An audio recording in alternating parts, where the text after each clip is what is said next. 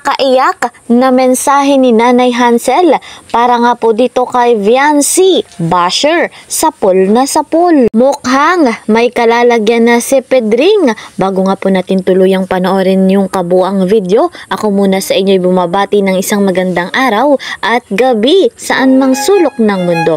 Special shoutout po sa inyong lahat at dito po kay Sir Ronnie Balilo. Special shoutout po sir. Mega love shoutout naman sa mga ka-member ko po sa Karepa, Kalingap Reactor Partner, gayon din sa mga bigating sponsor. Mega love shoutout po sa inyong lahat. Suportahan nga po natin si Kuya Val Santos Matubang, gayon din po si Kalingap Rob, kasama rin si Ate Edna Vlogs and Madam Jackie Tapia. Ako rin naman na inyong lingkod, Kalingap Kiel, ay patuloy nga pong naglalambing sa bago pa nga po sa aking munting channel. Please po subscribe, like and share my videos, and don't forget, click the notification bell para po lagi kayong updated sa aking vlogs. Eto na nga po mga Kalingap, patungkol nga po dito sa issue kay Federico Santos na pinulaan si Lady Viancy. Dahil nga po dyan, itong basher na ito, sapol na sapol sa mensahe ni Nanay Hansel kay Viancy. Nakakaiyak na kaganapan, ating saksihan. Credit to the owner of this video, Kalingap Rob.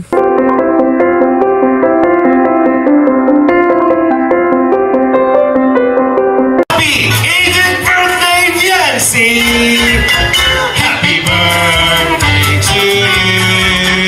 Happy birthday to you. Ang masasabi ko lang sa'yo, ngayong ganap ka ng dalaga ay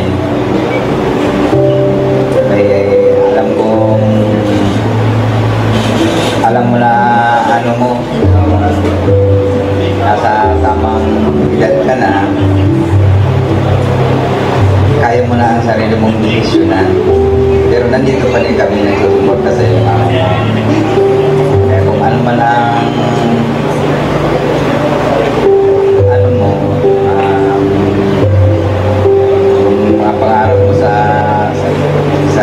sarili mo, gawin mo lang kung ano, nandito lang kami mama mo. Kaya sana pagpatuloy mo lang yung pag-aaral mo at sana huwag ka makakalimot sa mga taong tumulong at sa lahat ng sumuporta sa iyo ay lalo na kay Kuya Bal, kay Ate na Kuya Rob at sa lahat ng ano po na suporta sa iyo. Sana laging nandyan sila sa iyo. Kung kakalimutan sila. Tama naman po mga Kalingap, ito nga pong mensahe ni Tatay Veran para kay Viancy. Wala nga po siyang ibang hangad kundi mapabuti ang kanyang anak at matupad ang mga pangarap. Kung nasaan ka man noon at ngayon ay dapat dahil pa din huwag kang bumago.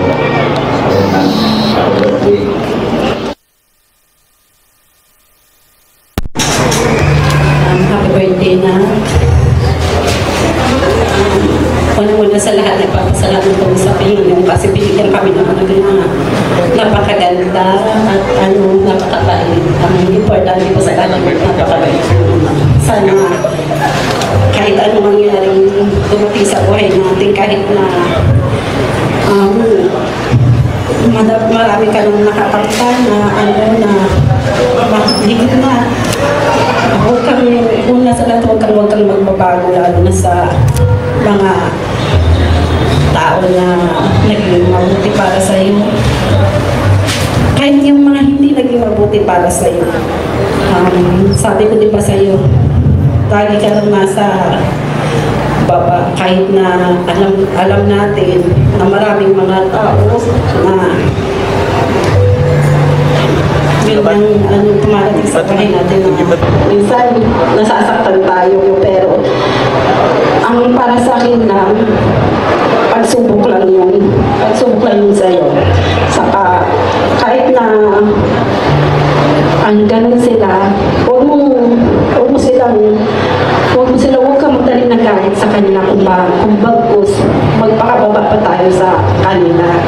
Yun lang ang pinakaano ko sa'yo. Tsaka, huwag natin kalimutan yung mga taong tumulong sa atin, sumuporta, lalo na sa Panginoon.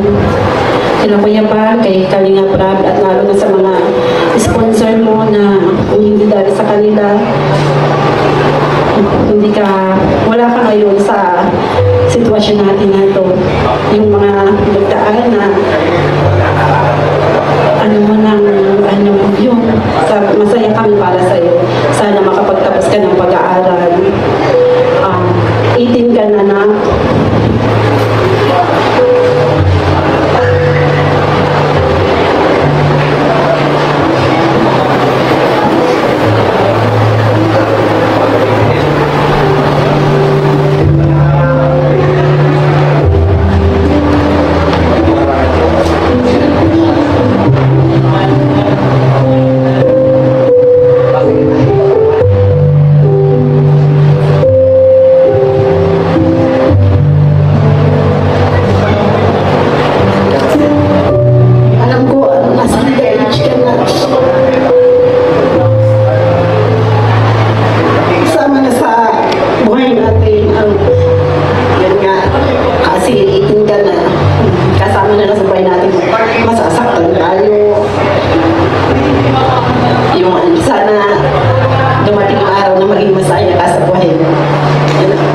Talagang napakadamdamin ng mensahe ni Nanay Hansel. Tagos sa puso, ganyan talaga ang pagmamahal ng isang tunay na ina. Ramdam na ramdam niya yung pinagdadaanan ng kanyang anak. At eto nga po mga kalingap na si Pedring ay mayroon na nga pong kalalagyan. Sa kabila nga po ng ganitong pangyayari, patuloy naman nating susuportahan si Viancy, yung kanilang love team ni Kalingap Edu, ang EDC. Kahit pa nga po napakaraming pagsubok at suliranin ang dumating kay Viancy, patuloy naman siyang magiging matatag at malakas, hindi nga po papatinag. Hindi naman natutulog ang Diyos mga kalingap. Tandaan natin na mayroon nga pong kalalagyan. Etong si Pedring, hindi rin po titigil si Kalinga Prab, lalo pa nga po't mahal na mahal niya ang kanyang mga beneficiary. So guys mga kalingap, yan po muna ang ating update. See you po sa next video. Mag-iingat po kayo palagi saan mang sulok ng mundo. Lagi nyo pong tatandaan, napakaigsi lamang ng buhay. Enjoy your life. God bless everyone. God bless Team Kalingap. Bye-bye.